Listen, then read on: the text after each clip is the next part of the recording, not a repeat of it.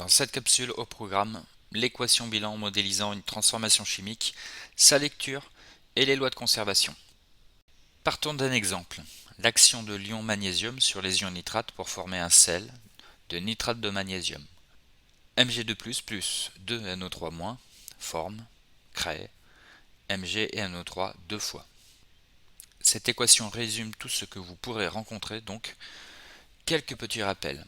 La première chose, les chiffres en indice, les chiffres en bas à droite, donnent le nombre d'atomes ou le nombre du groupement présent à sa gauche. Deuxième chose, les coefficients. Les coefficients, ce sont les nombres qui sont placés devant les espèces. Ils donnent le nombre d'espèces entrantes mises en jeu dans la réaction chimique. Et enfin, les symboles en exposant, en haut à droite, indiquent la charge électrique portée par l'espèce chimique en question. Nous avons déjà vu qu'au cours d'une transformation chimique doivent s'appliquer des règles de conservation. Nous allons essayer de mettre en évidence ces règles à partir de cette équation bilan. Commençons à dénombrer. Je vais flécher et prendre des notes. Je vous conseille d'en faire autant dans vos futurs exercices. Le premier terme ne pose pas de problème. On compte un élément magnésium chargé 2 fois positivement. Puis la suite, attention aux coefficients. Il faudra faire comme en mathématiques, les développer sur les atomes et sur les charges électriques qui les suivent. On se dit alors les choses comme ça. 2 fois un seul atome d'azote. 2 fois 3 oxygènes, donc 6 oxygènes.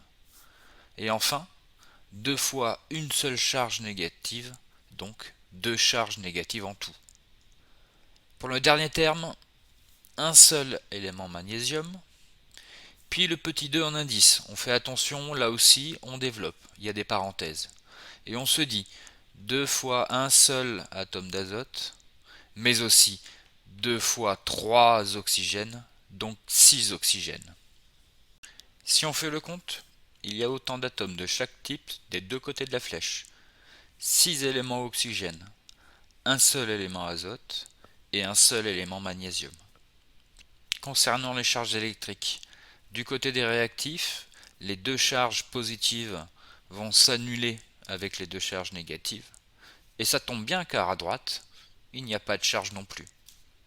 Pour résumer, au cours d'une transformation chimique, il y a deux règles de conservation.